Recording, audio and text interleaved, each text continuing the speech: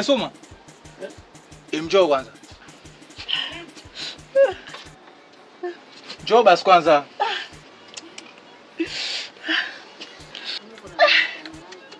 Vipi? Kaka wewe acha. Yaani saizi ungesikia RIP Suma kwa watu. Kulikoni mbona kimbizwa kama hivi kaeka hizi nyingi vipi?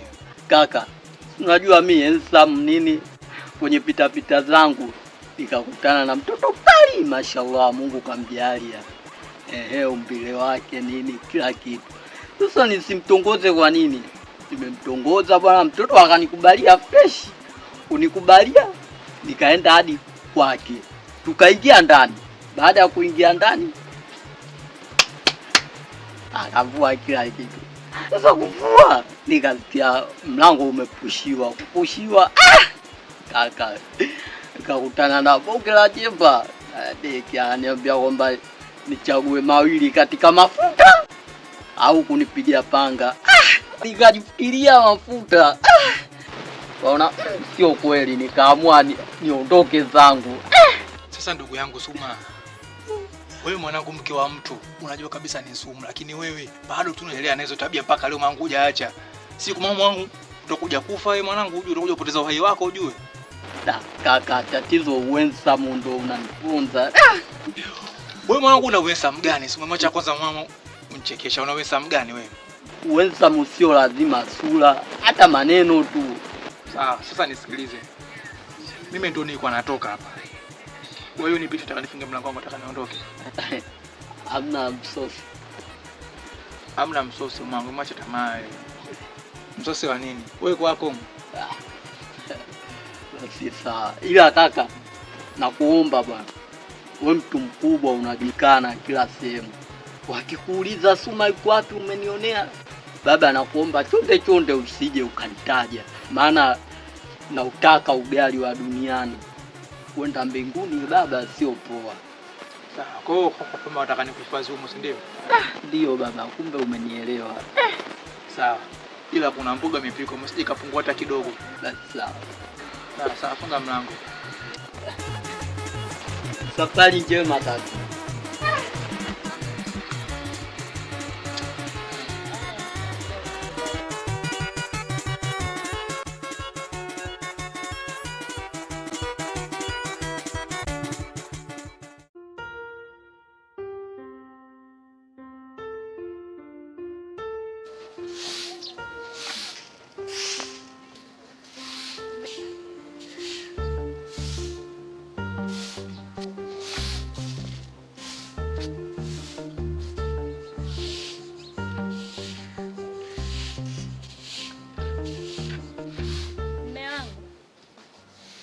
Vipi mkangu?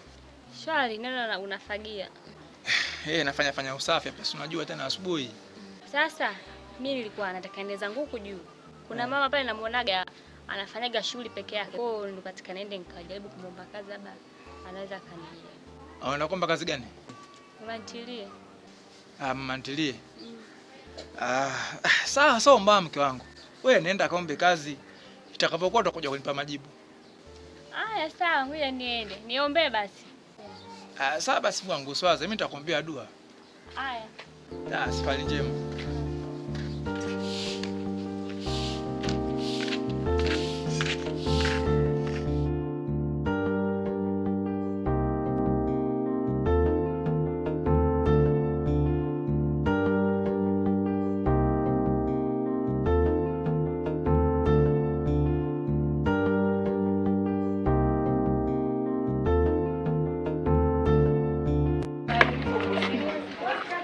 Saizi mama. Salama mwanangu, jambo. Marhaba. Karibu mwanangu. Asante. Nikusaidie chakula gani? Amna mama, mimi sina shida na chakula. Sina shida na kazi, kama una kazi tu hapo niwe nakusaidia kusha vyombo. Ulikuwa na shida na kazi. Sawa mwanangu. Kwa sababu mimi hapa niko peke yangu. Na sina mtu wa kunisaidia.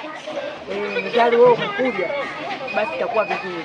Lakini kwa leo Nimeshafanya kazi zote nimemaliza. Kwa hiyo kikubwa wewe utaanza kesho, na kikubwa mwanangu, ukija hapa kuheshimu wateja. Kazi zako kuwapa hapa tu chakula, kuwasaidia wanachotaka kama maji, vinywaji, unakuwa unawapa. Kwa kuta mimi nitakulipa shilingi 10,000, lakini utakwenda nyumbani, utakuja kesho. Kwani unakaa wapi? Nakaa hapo bondeni, wala sio mbele. Basi sawa mwanangu. Basi mama, inshallah Mungu akipenda. Basi haina shida mwanangu, wewe kesho njoo hapa. Haya mwanangu.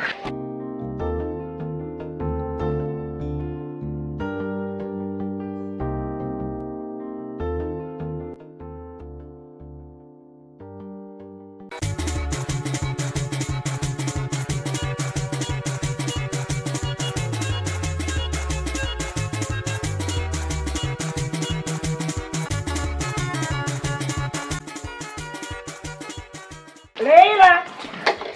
Amen. Njoo chukue chakula umpelekee mteja. Haya.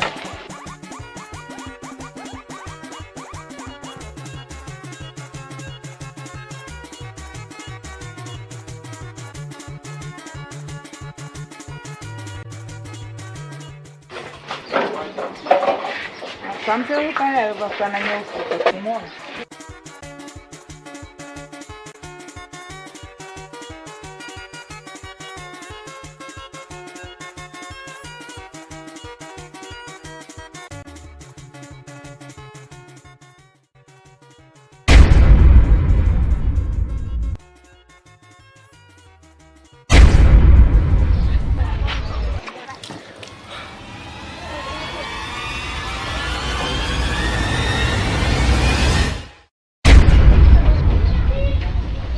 Mama Kidagaa. Wewe umemta mtu gani huyu? Kuna nini huko? Sasa umeona sasa kanimwagia maji sasa. Inakuwaje sasa kitu kama hichi? Wewe umemtoa wapi kwanza? Kwa nini umemwagia maji? Kanishika ndio maana nimwagia maji. Hata kushika tu ndio umwagie maji. Sasa biashara gani nitakushikana shikana? Hii ndio kazi. Sikizeni mama Kidagaa, sikiza nikwambie. Hii siwezi kukubaliana hili swala. Yaani mimi nakuletea hela hapa, mfanyakazi wako ananimwagia maji. Si ndivyo? Sasa kuanzia leo siji kula chakula hapa. Na chakula chenu kuleni wenyewe. Na naondoka. Usiondoke, njoo shakwa, njoo. Unaona? Ushaanza kunifukuzia wateja hapa. Mimi mwenyewe biashara yangu ndio hii naitegemea nipate pesa. Wewe leo ushamfukuza mteja. Leo utapata wapi? Sijamfukuza. Kwa hiyo hata hizo kazi za kushikana makalio ndo kazi au? Ndio kazi. Wewe kushika tu ndio nani umwage maji. Sasa mimi hizo biashara za kushikana makalio siziwezi. Kuanzia leo. Madubasha yako hayo. Siwezi mimi hiyo biashara ya kushikana shikana. Haya, nenda ukacheze unakochezaga.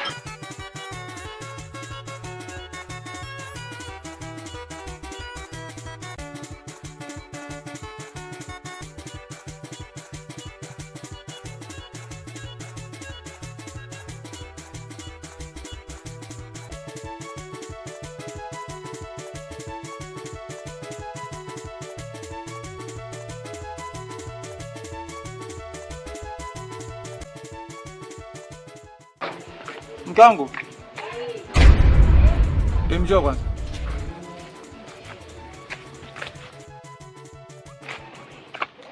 Vipi kulikoni? Mbona upo yaya? Unawesha chakula nini? Yaani washanichanganya akili yangu. Vipi kwa nimekuaje? Kaja mteja, nimemwekea chakula, kanishika makalio. Mkushika makalio. Baba zake.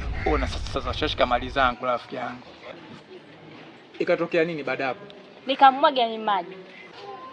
Haya. Ile lenyewe amekupa? Wanipe wapi? Yaani pandwa na hasira nikamvulia nguo zake nikamtupia nikaondoka zangu. Sasa ondoke nyumbani. Haya, twende.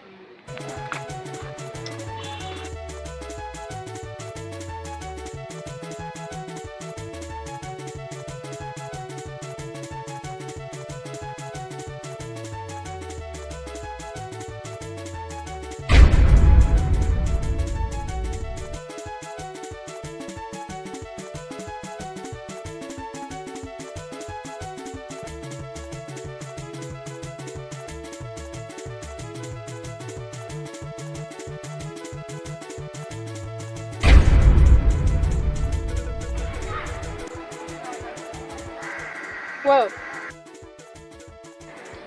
Vipi? Safi safi. Njoo.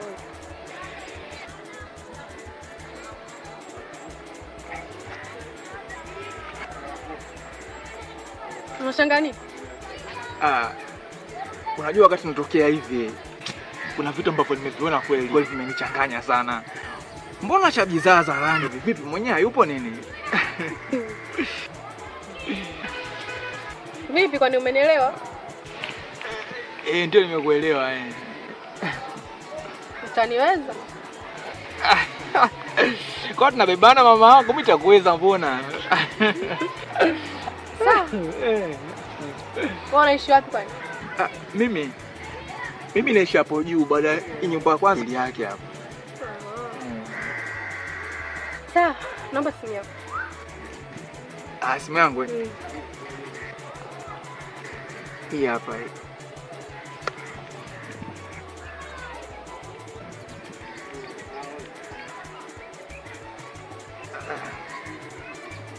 Tanitafuta baadaye. Asante sana. Sawa.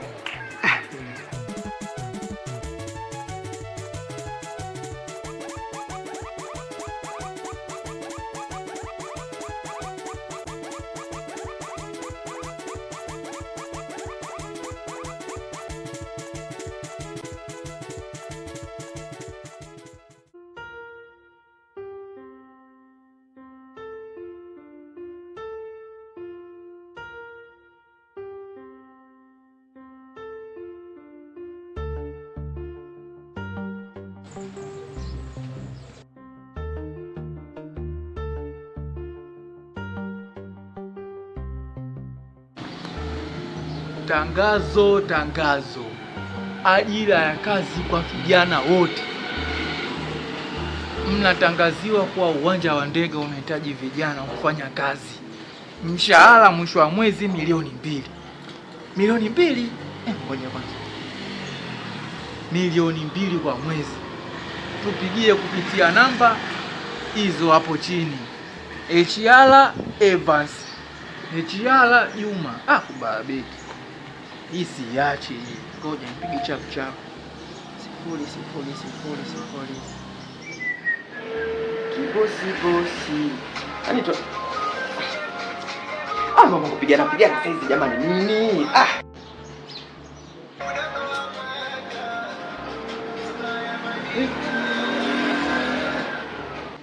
Halo. Habari yako? Salama.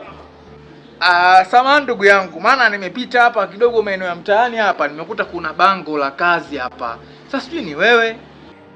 Yaani ndo mimi, hujakosea kabisa kijana wangu, ndo mimi. Sawa. Kwa hiyo mimi kwa vipi yani? Sasa hapo cha kufanya, so unajua hizi kazi zetu bwana, hauwezi ukaingia hivi, lazima utoe chochote kitu bwana, 150 ili tufanye kuandika makaratasi ili upitishwe moja. Basi sawa, mimi nishakuelewa. Mimi nitatoa hiyo 150. Kwa unatoa kabisa, unatoa 150. Kesho.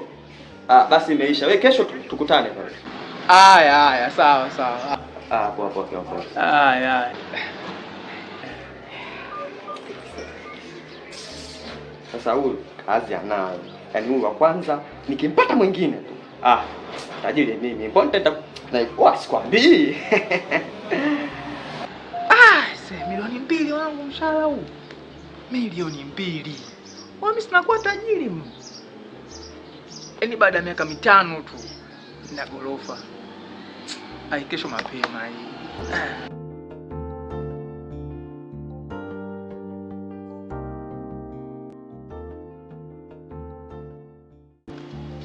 Bwana ndugu yangu Mbeve, mimi nimekuja hapa kaka. Nina shida kidogo, nataka unisaidie. Ukiangalia wewe hapa mtani hapa, wewe ndo ndugu yangu sana. Sasa bwana, kuna kazi ambayo imetokea ndugu yangu uwanja wa ndege hapo. Sasa yule jamaa nimeongea naye, akaniambia kwamba kwenye ile kazi itabidi nitoe 150 mimi niweze kuingia kazini kule. Na ukiangalia Tanzania yetu hapa sasa hivi huwezi kupata kazi bure. Lazima utoe ndio uingie kazini. Sasa mimi pale nyumbani pale na 50 tu ndio nilokuwa nayo. Kwa hiyo nimekuja hapa ndugu yangu, nilikonomba nikupeshe 100. Mimi ndani ya mwisho wa mwezi mwanangu, mimi nakulipa hela yako yote.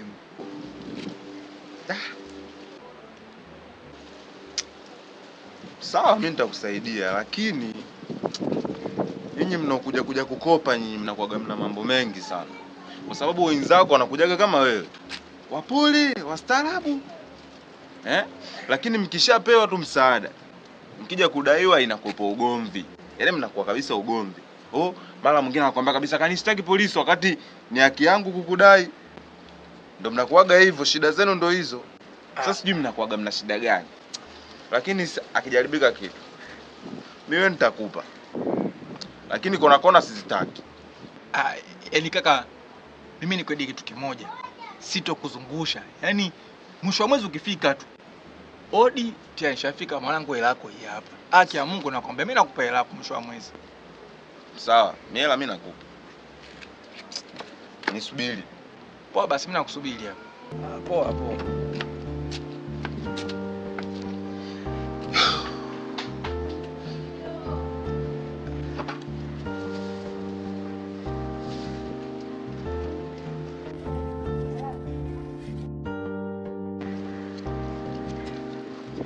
Mimi nafikiri umetimia. Ndugu yangu, shukrani sana bwana. Poa, haina noma. Poa basi. Poa.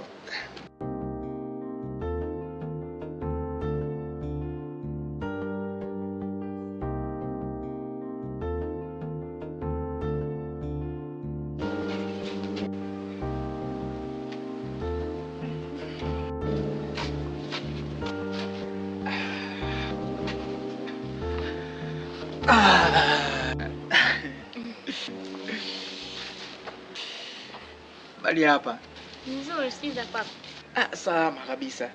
Naona umerudi na furaha. Si unafurahi nini mke wangu? Mke wangu, yaani leo nina furaha. Tena furaha kubwa mno. Haya, niambie. Yaani niamini kweli mke wangu, Mungu amtupi mja wake. Ni kweli. Ushaona? Kuna kama surprise ambayo imetokea leo. Kuna kazi imetokea uwanja wa ndege. Yaani kazi ya kule, ndege pale kishuka pale, mimi ndo mshaki bendera. Na kwa anaiongoza huku kulia kushoto. Kulia kushoto. Hapo. Ndo kazi yenyewe ndo ile. Na mshahara wake mke wangu ni 2,000,000. Hebu usiniambie mume wangu. Mshahara 2,000,000?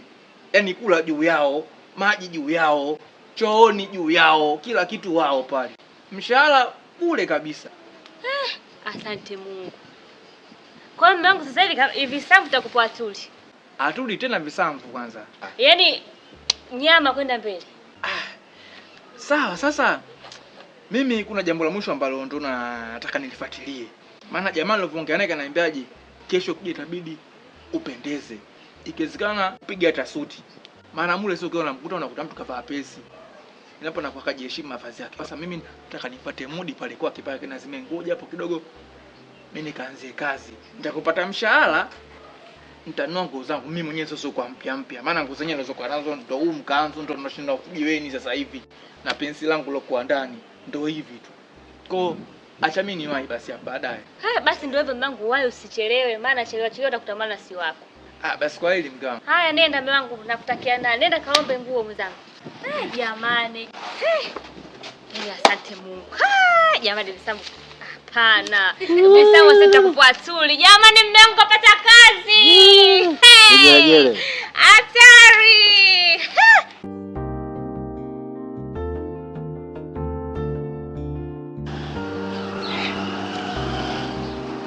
Naye umbana chini.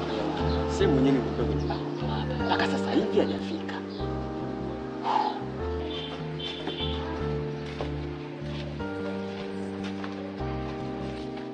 Hapa sasa nishafika. HR iko wapi HR?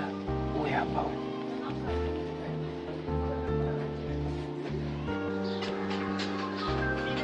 Yes. Kimbe yenyewe siku hii imefika muda mwafaka. Yaani mwafaka kabisa fuli napiga. Kijana. Kaka. Nishafika ndugu yangu, nipo kwenye ile sehemu mpaka nilopoona bango siku ile ndo niko maeneo haya. Umefika. Sasa kama umefika, mimi ndo nipo hapa. Mbona sikuoni sasa? Hebu jitokeze basi nikuone.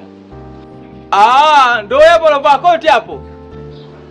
Ndo mimi. Shakuona ishara kuja, shakuona. Haya. Sikajita mwenyewe.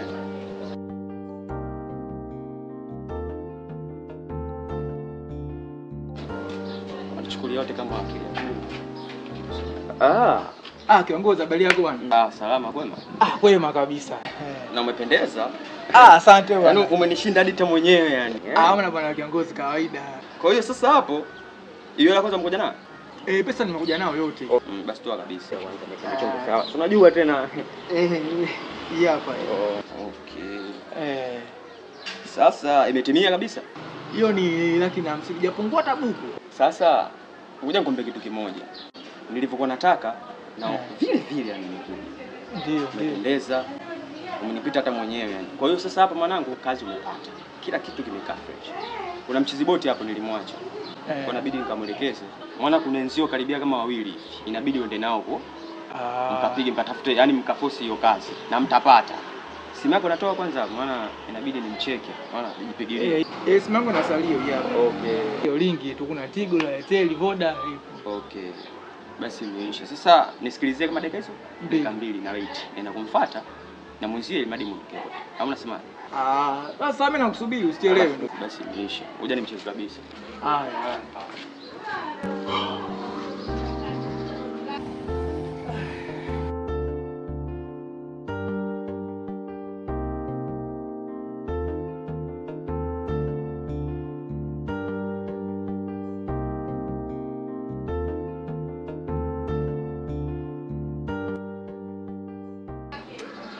Hapana, sasa hivi.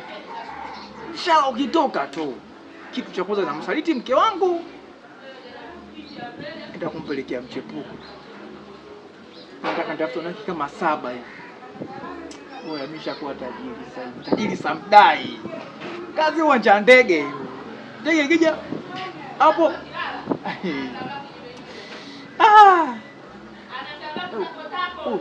Vipi na mbona harudi huyo?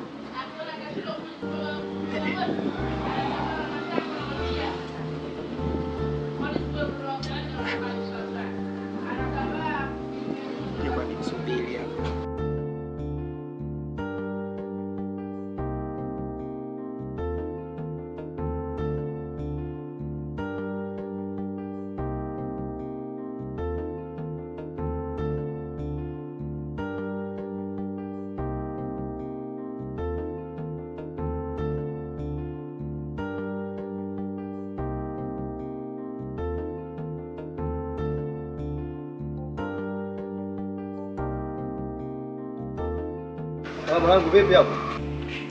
Fresh kama kafu. Fresh. Vipi? Bora siku umekaa kwenye kuta za watu wachea. Hii ni nyumba ya ichala wangu. Na msubiri hapa kuna watu kawafuata hapo. Nzuri tu. Mazingua, mwenye nyumba hii ni mwanajeshi. Mjeda. Hataki kabisa watu wawe wanakaa hapa. Sasa unavyoniambia hapo ni kwa ichala wako, wakati hapa ni kwa mwanajeshi mshikaji wangu, afu umekaa utafuta matatizo ujue. Bwana wewe, jao bwana wewe bwana. Nenda huko. Nyumba hii ni ya ichala wangu. Kaja hapa aje mbona bwana. Amekula koti vizuri tu. Sema amekula koti. Kavaa koti hivi na pama. Na pama? Koti na pama. Ndio. Unaishi naye gani wewe? Huyo ichala wangu mimi nimpa 150 hapa. Sababu mimi ni kwa natafuta kazi kondo tumekuja kuonana hapa. Niko mimi niingie kazini. Anataka nipeleke niende. Ndugu yangu ushaibiwa. Huyu ushaibiwa, umetapeliwa. Na wewe unayemsema kwamba amevaa koti, anavaa pama kubwa kubwa hivi. Oya. Huyu ashakupiga. Si wenyewe mkutani ashawapiga watu kibao. Yaani mpaka sasa watu wanamtafuta kishenzi mshikaji wangu. Mama wewe. Ushaliwa mshikaji wangu. Alafu kwa nini unaamini watu namna hii rafiki yangu? Wewe chiala au haja kuacha hapa nje? Ushapigwa ndugu yangu. Ila cha kufanya usiendelee kukaa hapo. Wewe ushaibiwa, endelea na shughuli zako. Sababu ukiendelea kukaa hapo mwenyewe akija atakutia mabanzi. Wallahi mimi nakwambia atakutia mabanzi. Akija hapo akuuliza unafanya nini hapo umpe habari sasa ichala sasa nani? Wewe mdogo wako. Fresh bwana. Mjini hapa ndio ushapigwa tena.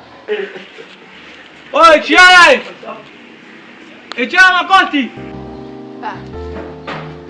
Ondoka tena. Unazuba nini?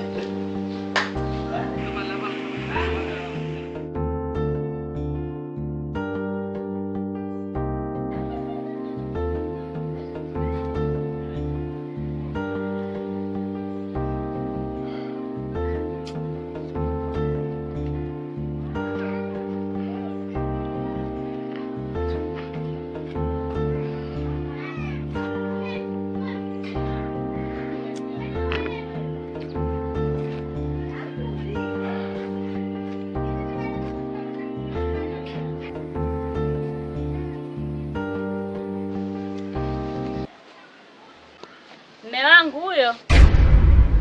Vipi mme wangu? Mbona leo mbona mapema? Ndege zimai kuruka.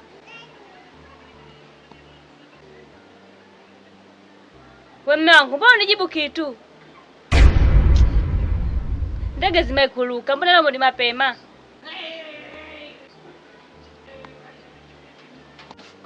Jamani. Jamani majirani. Mme wangu. Mme wangu. Majirani. Mme wangu.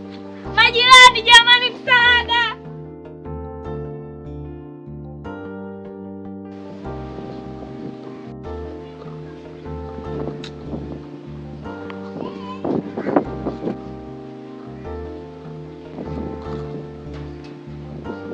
Hebu kwa niambie mume wangu, vipi? Mbona ghafla tu pale umeanguka? Kimekukuta nini? Yaani mke wangu, we acha. Binadamu hawafai kabisa. Mimi ngolo kutapeliwa mimi. Yaani mpango kilichotokea mimi mwenyewe siamini. Hata shetani mwenyewe aamini. Ile kazi nilokuambia ya uwanja wa ndege. Ile jana ile ushaona. Kufika kule nimeona na yule jamaa ambaye anajiita yeye ndio Ichiala. Ushaona kufika pale mimi nikamkabidhi kiasi cha pesa. Bwana ila tulikubaliana kuhusu kazi hapa 1,500,000. Akaniambia basi sawa. Wewe simu yako ina salio la kupiga hapo, nikamwambia ndio inalo. Niazime mara moja nataka nimpige bibi wangu hapa nimtume lako. Alafu tuingie kwenye gari tuondoke. Mimi nikampa simu yangu akaenda nyuma. Nimekaa kama dakika 10-20 yule mtu simuoni kabisa. Tume.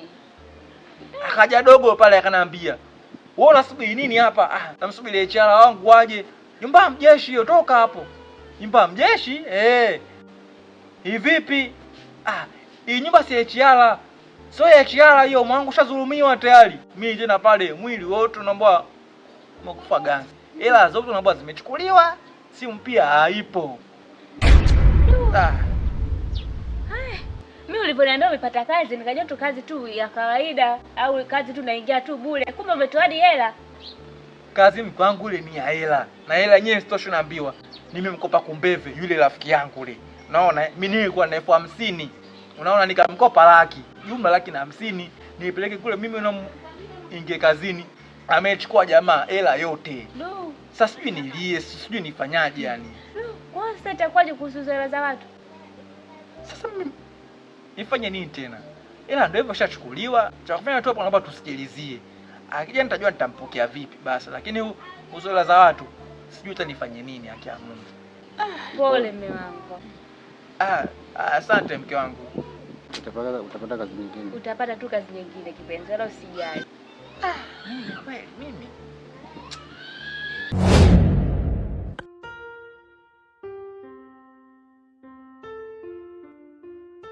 Oa vipi mwanangu? Huu mwezi mwanangu hela yangu hadi leo kuna kona zimekuwa nyingi. Alafu bwana nilikwambia siku ile. Niambia kuna kona mimi sizitaki hela yangu vipi askari wangu? Mimi siku pale ulinigea lako vizuri tu. Lakini kile ulichonikutoa ndugu yako ni matatizo. Ile kazi nilokuambia mwanangu ya uwanja ndege kumbe mwanangu alikuwa ni ya uongo. Nilipoenda kule yule jamaa ambaye kanitapeli hela yote. Sijaona ndege, sijaona rubani mwanangu. Sasa hizo habari za kutapeliwa mimi hazinihusu mwanangu. Unaona? Alafu mimi kila siku napita pale mtaani kwako, wewe na mkeo lenu moja ujue. Napita pale naambia mkeo, vipi mwanangu simuoni ana hela yangu, ananiambia kasafiri. Kumbe uko mtaani unazurura tu. Basi sawa. Naomba lakini. Nakuomba kama mara mwisho. Naomba mwezi mmoja mimi nakulipa hela yako. Hapa hamna cha mwezi mwana. Vipi hapa mimi naondoka na nguo. Kumbe bwana nguo tena rafiki yangu. Mimi naenda kujipoza Hamna mangu basi fanya hivyo bwana. Oa. Za saizi. Safi vipi? Poa, hebu mwachie mwenzio. Nimwachie kama nani? Mpenzi vipi? Wewe acha tu mpenzi.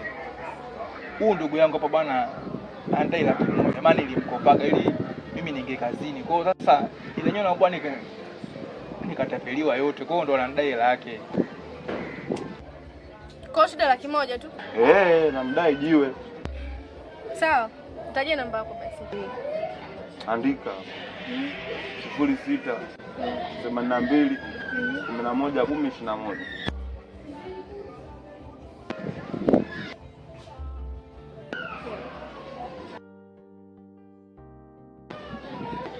Wao una bahati wewe biboy mshamba. Wewe nenda mwanangu tayari. Tuondoke basi nyumbani. Sawa twende.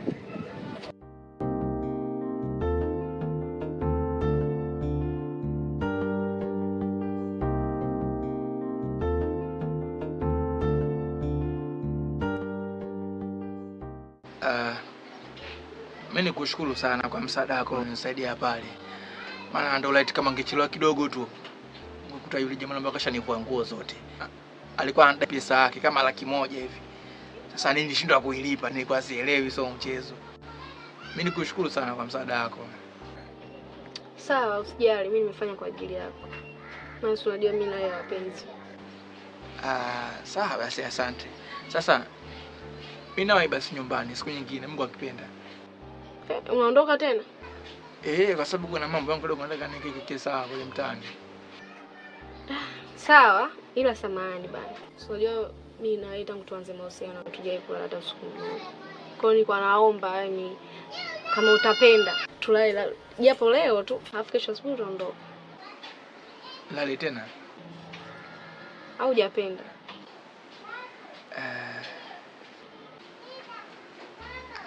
Sawa, mna shida.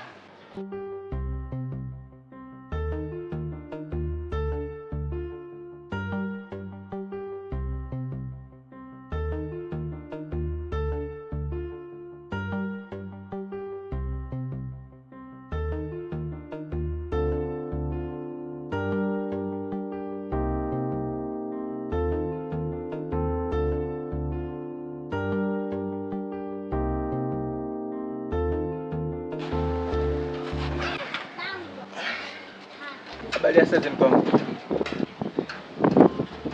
Hivi unaweza kuniambia jina la nani? Lakini mpango nimekusalimia bado hujanijibu. Haya, salama. Maana tangu jana nakupigia simu zangu au shiki. Kwa ajili gani? Kwanza samahani mke wangu kwa kilichotokea. Yaani nilipatwa na matatizo kidogo. Nikutana na ndugu yangu Kumpevi njiani. Aliniambia kuwa alikuja hapa akakutana na wewe, kwambia kwamba mimi kwa nimesafiri. Na baada ya kukutana naye aliniletea mzozo mkubwa sana. Kwa anataka pesa yake. Nikamwambia kaka, mimi pesa sina. Maana ile pesa yenyewe ulionipa nitapeliwa yote. Kwa hiyo sikupata kazi kabisa. Kwa mimi sasa hivi hapa ndo naelekea kazini ndugu yangu. Jioni tutakuja kuelewana, mimi nikupe pesa yako. Ndo akaniachilia akaniambia sawa. Leo ndo mwisho. Kwa baada ya kwenda kijioni kule katokea kazi kwenda kusha matofali. Na ile kazi ilikuwa ni kubwa sana, kwa hiyo tulifanya mpaka usiku. Na simama kuna pia nafanya na bakiisha chaji. Kwa hiyo nikashonda kupata taarifa mke wangu. Shaona. Kwa hiyo naomba nisamee kwenye hili. Na hivi ninavyosema ile deni la Kumbeve mimi nishalimaliza. Laki yake yote nishamlipa. Kwa hiyo sina deni naye tena. Unawapika unachokisema? Ndio nakaa nacho unachokisema. Haya basi, bahati yako. Maana nilijua mnaela kukupa wanawake zako. Hamna bwana mke wangu. Mimi sina mwanamke mwingine zaidi yako wewe. Nawezaje kwanza kufanya kitu kama hicho? Haya. Vipi cheti tayari kwani? Dai si maana njaa inaniuma sana. Basi ngoja kwani kaone vitafunwa hapo afu nije kunywa chai. Haya poa. Basi baadaye kidogo.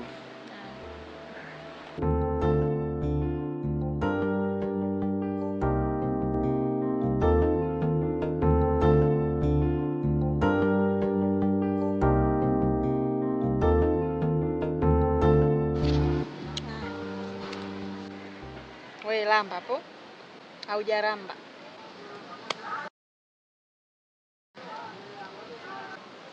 Zamu yako. Haya, tunaendelea cheza.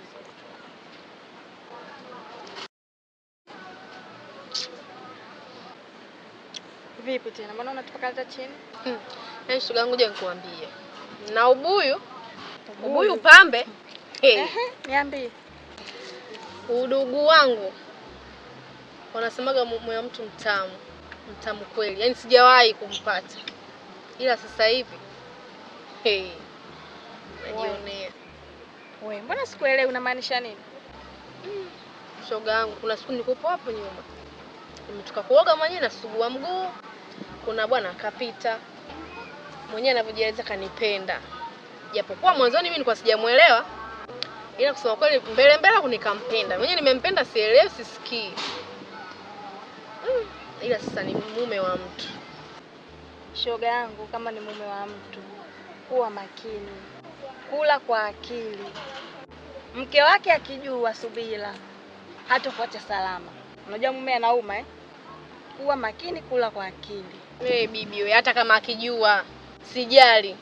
Nipo tayari kufa kwa yule bwana. Lakini kwa yule bwana shoga yangu hakuna mtu atakayenitoa. Mimi nimekupa tu shauri shoga yangu, sababu wewe udugu wangu nimekushauri tu. Kwa hiyo mambo mengine utamaliza mwenyewe. Haya, na wewe vipi bwana wako? Bwana gani na unataka unichefue saa hizi? Vipi tena? Ni pale shoga yangu hata hamna kitu pale. Kivipi? Nishambwaga kitambo.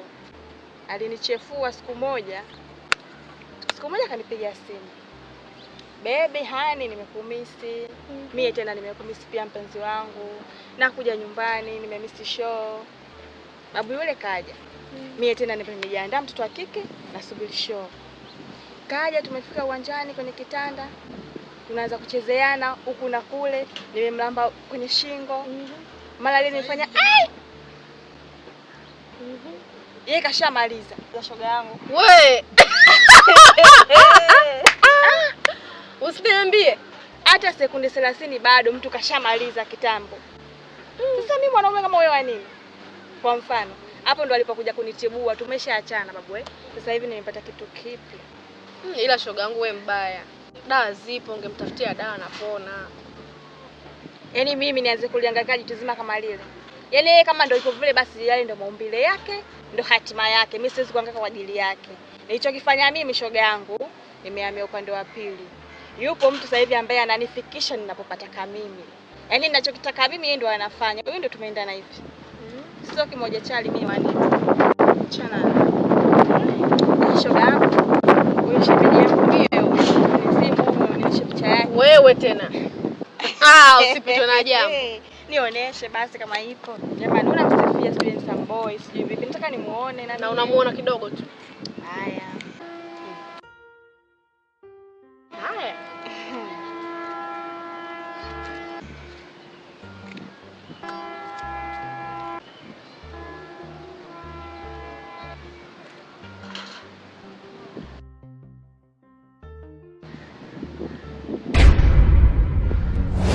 Vipi? Mbona upatikani kwenye simu?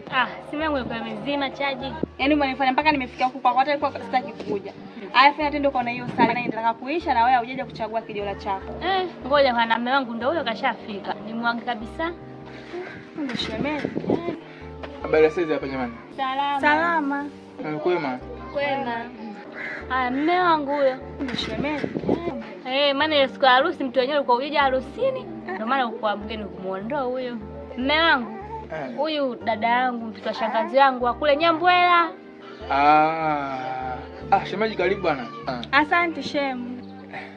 Unajua kuchagua? Kweli shemeji. Akikuzingua siku moja uje kwangu. Ndio vikubwa. Sawa shemeji, hamna shida.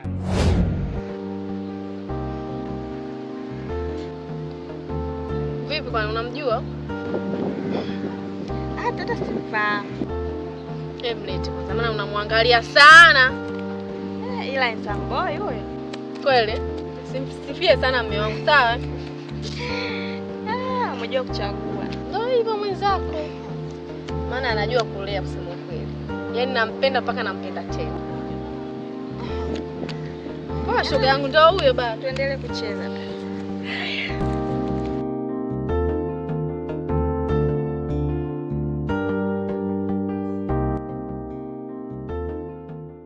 Vipi lakini mnaendeleaje? Hatujambo. Vipi shemu yupo? Hayupo, ametoka. Ndio mihangaikoni tena. Sasa shoga yangu, mimi nataka nikuulize kitu.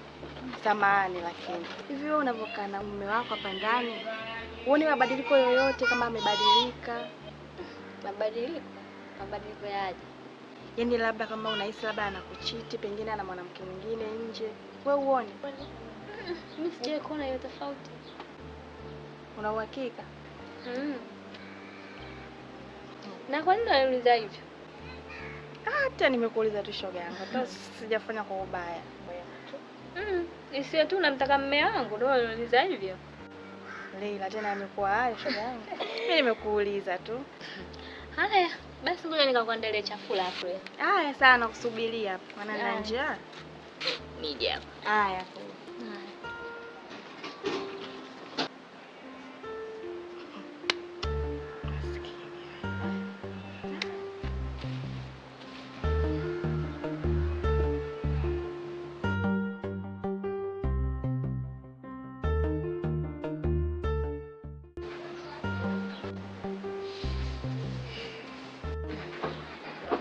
Mume wangu.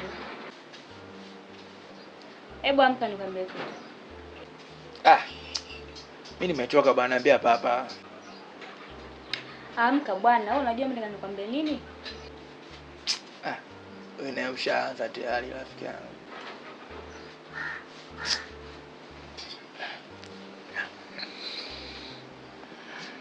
Vipi unasemaje? Kwamba hivi, nimeenda hospitali. Nimeonekana mimi mjamzito. We. Mjamzito kabisa ni sasa hivi. Unaona hakika kabisa na unachokisema? Mungu alhamdulillah. Maana nilikuwa niko muda mrefu sana mke wangu. Kila siku pani kajisi.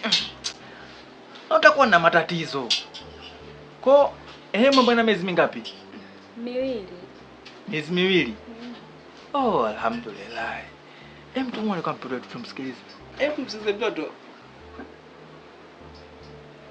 Jamani. So mchezo.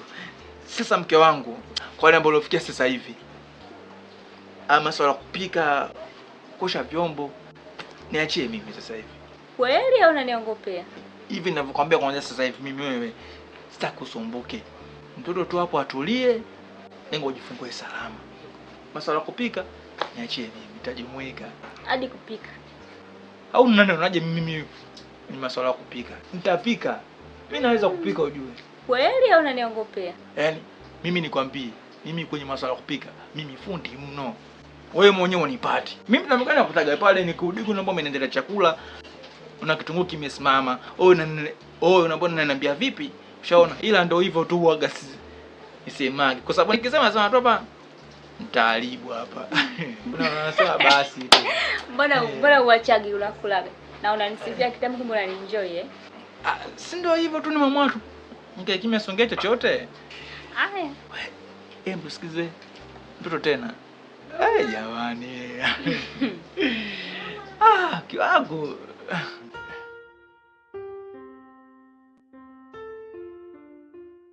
Bora hata mpenzi wangu ulivyokuja. Maana nimekumisi. Alafu baby, si unajua siku tangu tulivolala siku zile. Tujalala tena kwa nini naomba leo la leo.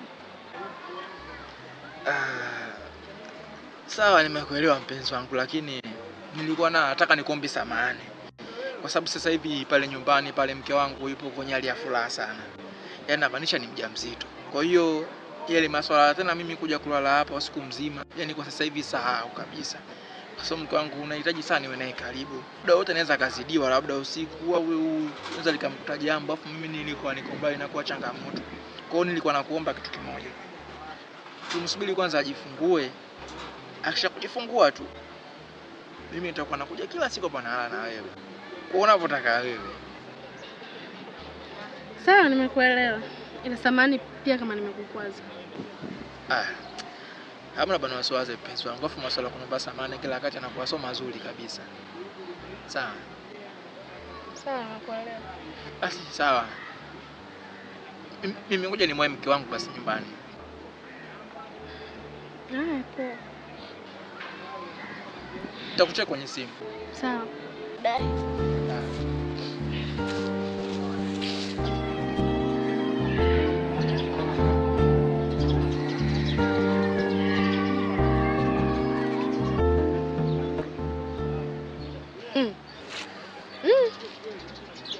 Hivi mwanaume anachukuliaje mimi? Eti ananiambia kuhusu kulala sahau. Ngoja nimfuate huko nikajua mke wake naye.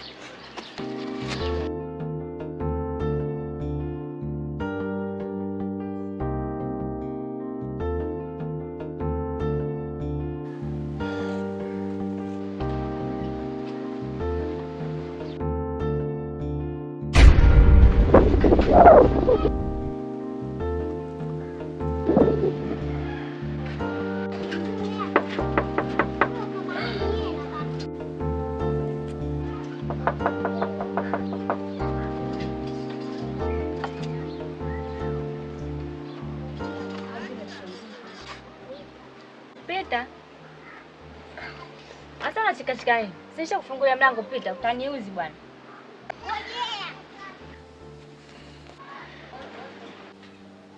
Surprise.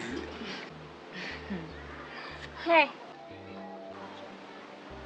Yaani wewe hata mambo yenyewe bado ndo unaanza kuletea makofia. Sasa mke wangu. Sasa ndio kama hivyo, naomba nafanya maandalizi mapema ya mtoto wetu. Lengo tu akija tu kute kila kitu kipo tayari. Haya. Pita.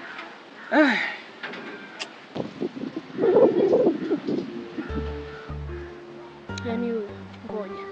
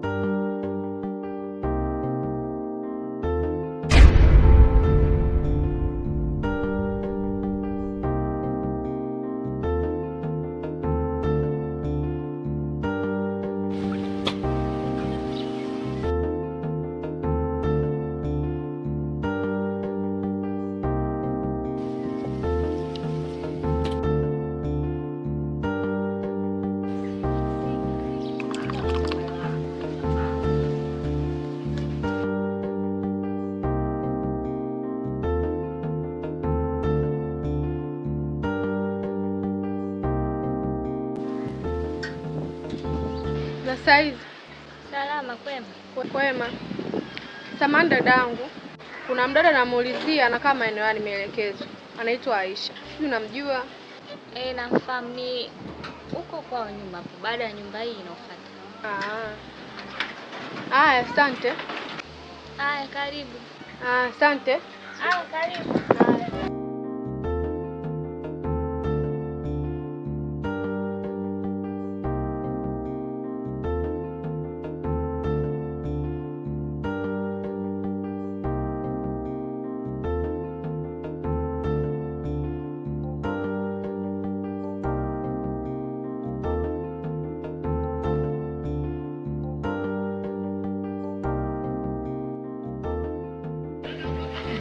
Kuisha habari yake.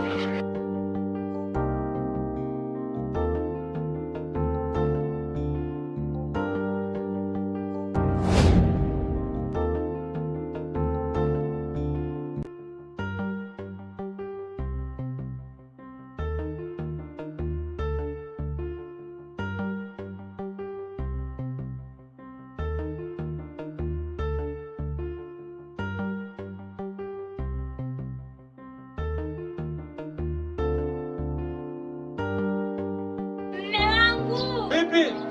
Njoo.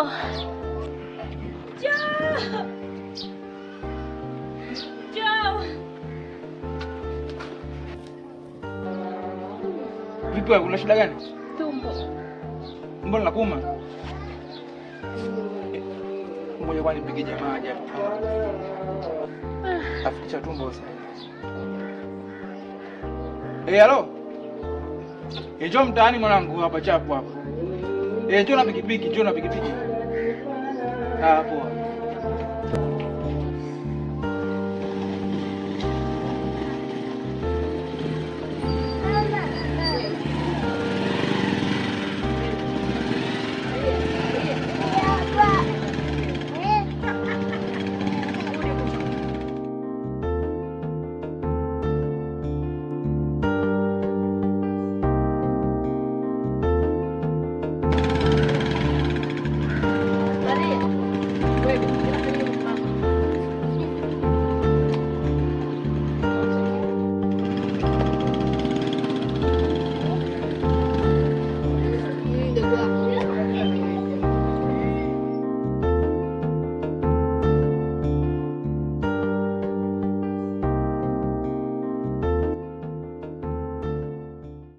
Vipi mpenzi wangu? Unakuja uongee chochote na kusalimia uitiki na sio kawaida. Kuna shida gani kwani?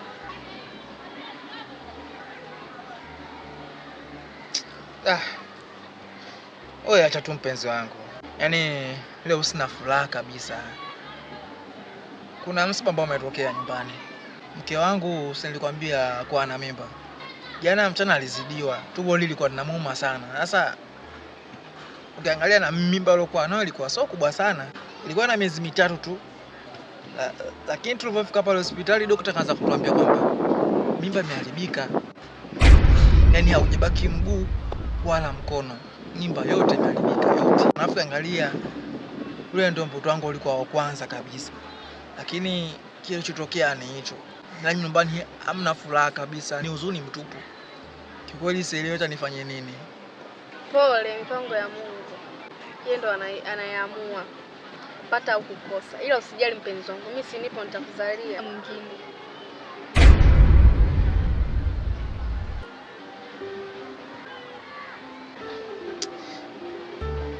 Imwacha kunichanganya bwana, naomba uniache kwanza. Nishavurugwa sasa hivi. Sielewi kabisa.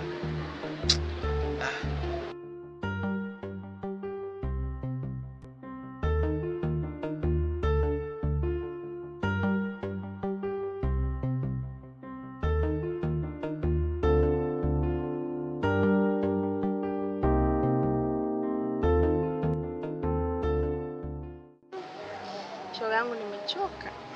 Ila nisamee tu shoga yangu. Yaani simu zako nimeziona ila shemeji yako alikuwepo. Basi ndo wewe tangu jana ninavyokuambia nipo ndani tu. Kanifungia ndani. Hivi asubuhi ndio sasa hivi ametoka kuondoka sasa hivi. Nimemwandalia chai, amekoga ndo katoka. Hapa ndo nilipata muda nimekuja kukusikiliza shoga yangu, nisamee bure. Ujue usijali shoga yangu. Mbona kawaida tu. Nipe kaifa. Shoga yangu yote 9. Yule bwana si jana kanifuata. Ananiambia si mke wangu mimba imetoka. Wakati hapo nyuma kuna siku alikuja akaniambia, "Mke wangu sasa hivi mjamzito, kwa hiyo sitakuja kulala kwako, nitakuwa nakuja tu mchana." Dada nilimuitikia lakini rohoni niliumia. Nikamwambia pole. Si unajua tena lazima ujifiche fiche. Ila sasa chanzo cha mimba kutoka ni mimi. Ila sasa shoga yangu, si nimefanya ile mimba imetoka? Sasa safari hii nataka niende kwa mganga. Nimfunge yule bwana ndi awe hapa. Yaani niwagombanishe kabisa. Sitaki tena amsahau yule mwanamke kabisa. Arudi kwangu nimiliki mimi. Hapo vipi ndugu wangu? Yaani hapo sawa shoga yangu, hapo sawa. Mbona kama hivyo? Sawa, umefanya vizuri. Ndio nini sasa? Unashindwa kuongeza hapo na wewe? Yaani unataka kuongezea hapo na wewe bwana. Unajua nini shoga yangu? Yaani hicho ulichoniambia hicho ni full package. Kimejitosheleza haswa. Kifupi umeshinda bila vita. Shikilia hapo hapo. Ulichokifanya ni sahihi kabisa. Punguza. Nakupendea hapo ndugu. Hapo ndo napendaga. Yaani na hiyo nasubiri yaani asubuhi mbe. Mganga nimekuja. Yaani yule bwana mbona atakoma? Si alifanya nakupenda. Mimi ndo nimezama mazima. Sasa nataka nimtengeneze.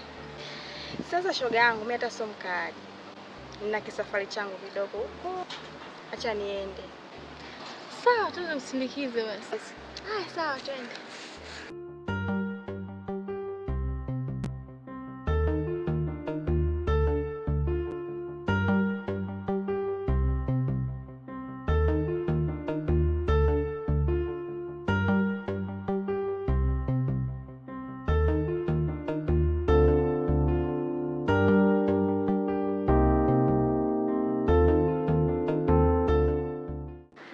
Poleni kwa matatizo.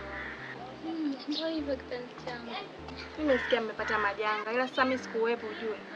Nilisafiri kidogo kama wiki moja iliyopita. Kwa hiyo nimerudi juzi ndio nimesikia taarifa zenu. Lakini naamini inshallah Mwenyezi Mungu atakujalia tena utapata mapacha. Si ndio shemeji? Kabisa shemeji yangu. Unajua Mungu sote akipanga jambo waga lipangoki. Kwa hiyo hatujakata tamaa bado. Mimi nazidi kumwombea dua mke wangu hapa. Tuletie mwingine. Sawa, poleni. Lakini shemeji samani, naomba kuongea na dakika moja tu. Tutoke tuongee pembeni. Wewe tena umeanza na mume wangu pembeni. Maongezi gani yako pembeni? Niache nikaongea na shemeji yangu. Wewe sio na sasa kwa kutoa tauli. Na mimi nikimtaka huyu kumchukua. Dakika moja tu namchukua. Ila usijali huyu ni wa kwako. Dakika moja tu naongea naye, tunarudi sasa hivi. Haya. Nakuja basi mke wangu. Enda kuongea naye basi hapo. Haya.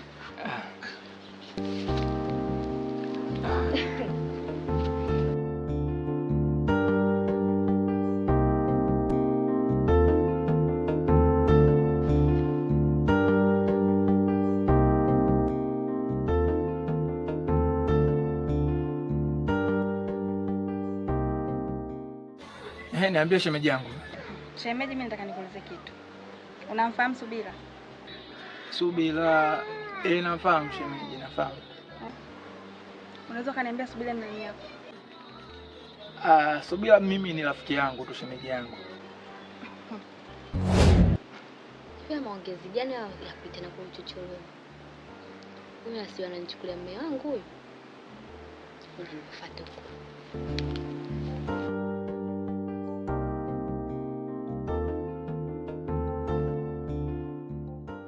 Rafiki, asante kwa kunidanganya. Usichokijua ni kwamba yule Subira mimi ni udugu wangu tena sana. Yaani watu wa mjini wanasemaga BFF. Yule ni BFF wangu. Ameniambia kila kitu kukuhusu wewe na yeye.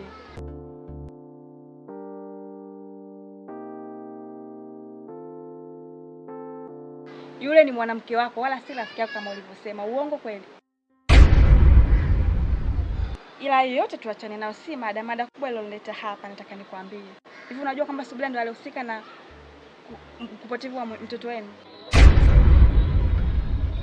Unasemaje? Yaani yeye ndo katoa mimba Leila, si ndio? Subira ndiye aliyetoa mimba ya Leila. Yeye ndo anayehusika. Lakini sikutaka kumwambia Leila ndugu yangu. Ninamjua vizuri sana. Singeniamini.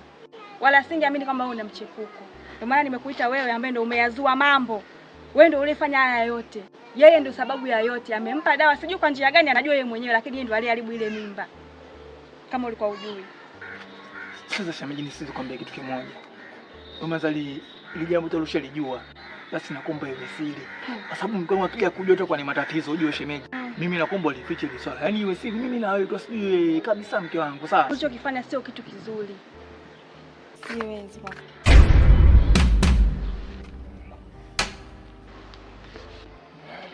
Hivi, ninachokisikia ni kweli ama? Eti Zuu. Ninachokisikia hapa ni kweli? Leila tafadhali. Sikuweza kukuambia kwa sababu nahisi usingeniamini. Hivi kumbe nyinyi nyote mnajua chanzo cha mimba yangu kutoka, si ndio? Alafu mmekaa tu kimya. Na ndio maana mmeitania kuvichochoroni maji mje mpige umbea vizuri eh? Haya, nawe mume wangu. Kumbe unajua alafu umekaa tu kimya. Mke wangu naomba nisamehe basi kwenye hili. Mimi sikupenda kabisa kufanya kitu kama hiki. Haya, ningekufa ungemwomba nani msamaha hapo? Kumbe wewe unawaelekeza wanawake zako hadi nyumbani, wanafika hadi nyumbani wananitilia mimi sumu ili mradi mimi nifa, si ndio? Muuaji mkubwa wewe. Yaani sio mwanaume kukaa na mtu we kabisa, muone kanzu yake vile. Kama sheka kwa sababu ubwabwa kwenye shughuli. Leila,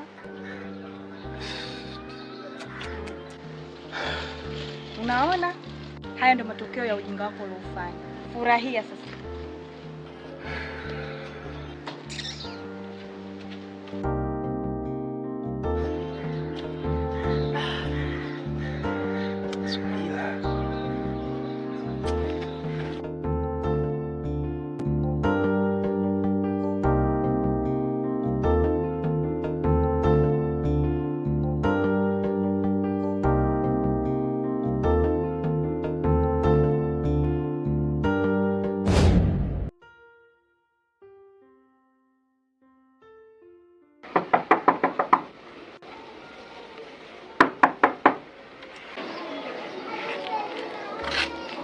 Mpenzi, karibu.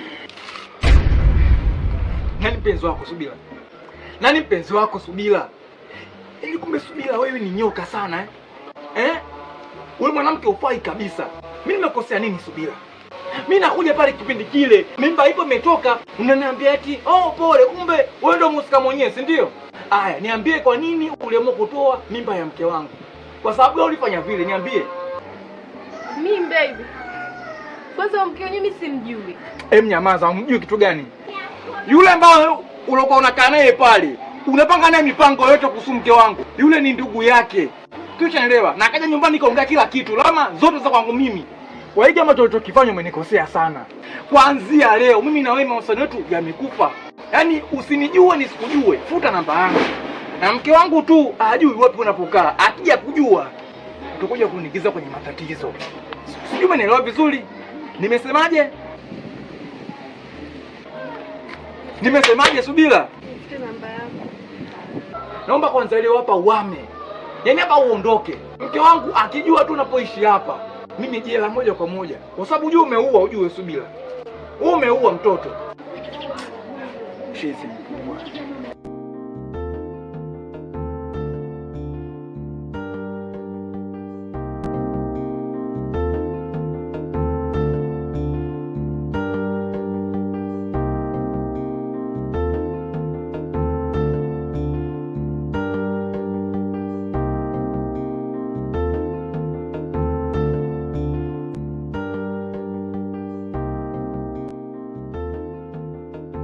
Jamani ndugu zangu, mimi nipo hapa kwa ajili ya kuwasuluhisha. Sidhani kama ni vizuri mnavyoendelea kununiana, kugombana na Leila kufikia hatua ya kudai talaka. Sio kitu kizuri mdogo wangu. Kwa sasa mimi ndo kama mzazi wako. Mjomba alikuacha wewe ukiwa mdogo sana. Yaani mimi ndo kila kitu kwako. Hata wewe mwenyewe unajua. Kwa hiyo mimi siwezi tu nikakaa kwangu nikiwa na amani wakati wewe una matatizo hapa nyumbani. Hebu fanya yaishe mdogo wangu. Kwa nini umsamee mmeo? Mbona yanaongeleka haya yakaisha? Hivi dada, ungekuwa wewe kabisa ungeridhika. Yaani ndio mtoto wako wa kwanza afu anatoka. Na mwanaume linajua kila kitu afu linakaa kimya. Ni kweli mdogo wangu. Ni jambo kubwa sana amelifanya kupitia mwanamke wake. Lakini kwa kuwa Mungu amekunusuru katika hili, hakuna haja ya kuendelea kuwekeana vinyongo. Anzeni upya kama ilivyo mwanzo. Mimi sitaki muendelee na ugomvi. Sitaki mkiishi hivi. Sasa unataka uachike, afu tena unamwachia nani mume wako?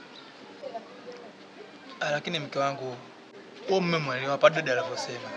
Mimi naomba unisamehe kwa sababu hamna ambaye alotimia siku zote. Naomba unisamehe mke wangu, niko chini ya miguu yako, lakini sirudii tena. Mimi nakuahidi. Haki ya Mungu nakwambia.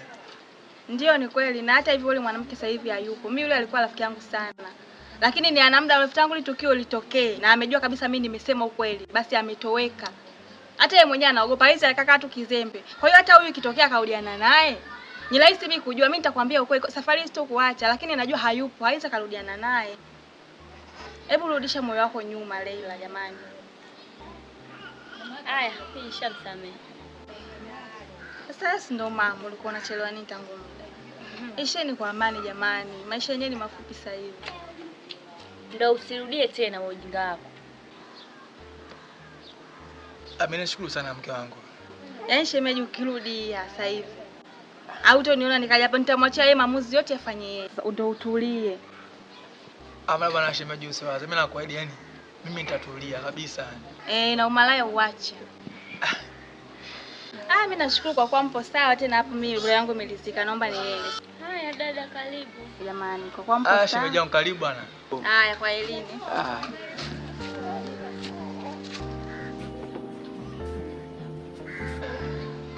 Mke wangu